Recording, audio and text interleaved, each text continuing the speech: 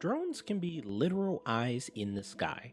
They can allow for surveillance under high threat situations without risking human life, and nowadays, you'll be surprised to know that some drones aren't even that expensive and don't require that much training to fly.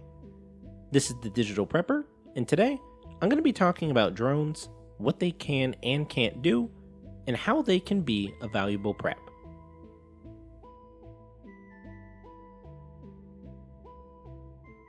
Before we get started, I just want to remind you guys that if you do like the video and want to discuss anything regarding digital preparedness or just preparedness in general, please leave a like, comment, and subscribe to see more like this. With that being said, let's get started. So let's start with what a drone actually is.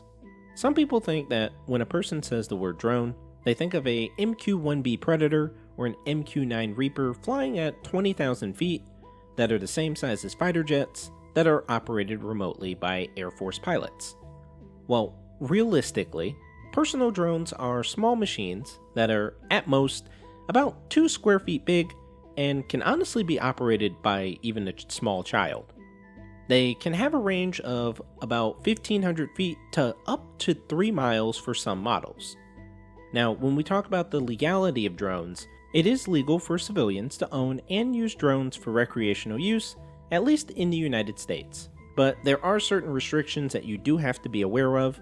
I will leave a link in the description for the FAA, but I do highly encourage you all to do your own research in regards to staying updated on drone rules. So let's now talk about what drones can actually be used for.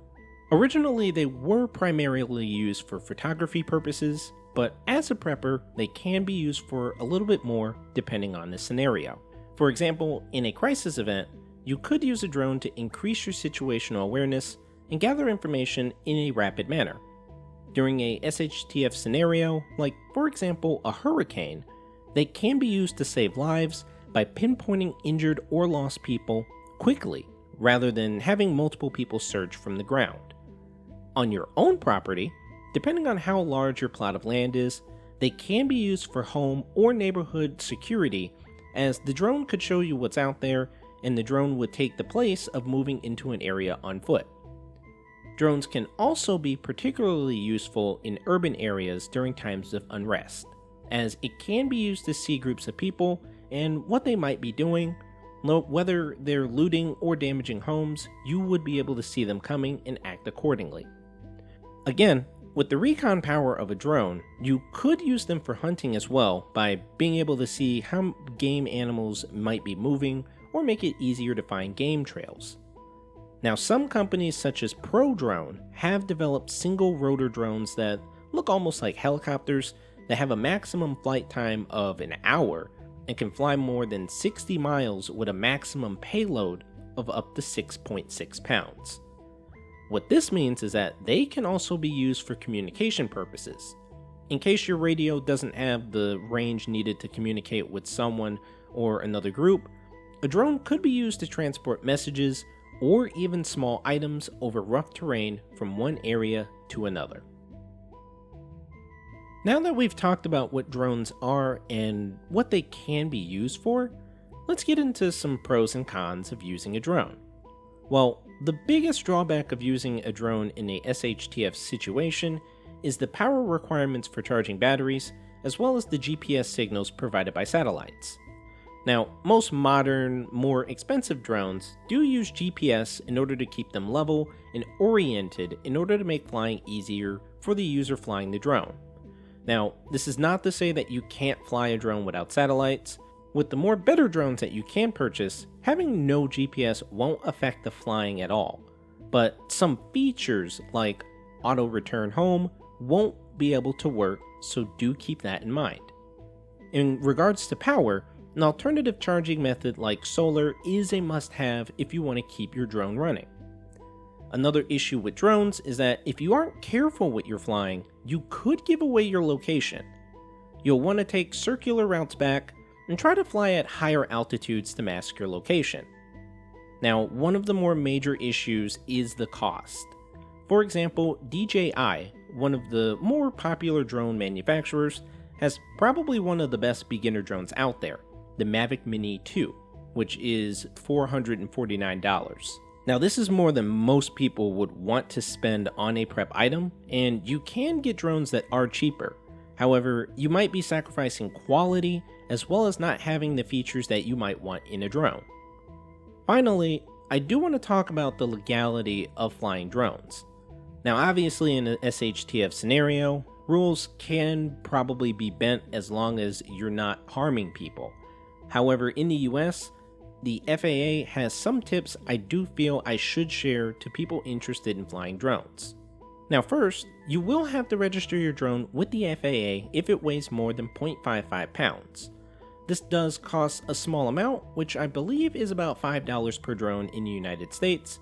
However, again, the DJI Mavic Mini drones are actually under that weight limit and have the advanced features that you would want in a drone, so technically they don't need to be registered under this rule. Next, the maximum allowable altitude that your drone can fly at is about 400 feet in the air. Always keep your drone within line of sight. Now a lot of people don't listen to this rule, as most drones do have cameras on them that you can easily see what the drone is seeing, but again, you might get in trouble if you are caught not in line of sight of your drone, so do be careful. Do be aware of FAA airspace restrictions, and do your research on where you are. For my friends that are not in the United States, you might have other rules that are different from these that I'm mentioning, so just again, remember to do your research. Next, you do want to respect people's privacy, never fly near other aircraft or airports, and obviously never fly over groups of people, public events, or stadiums full of people. You should also never fly near emergencies such as fires or hurricane recovery efforts, and finally, obviously, never fly under the influence of any drugs or alcohol. Now, these might sound like common sense, but some people do need to be reminded of these. Overall, I do think that drones can be a beneficial item for preppers out there. However, I will also say that they are not for the average prepper.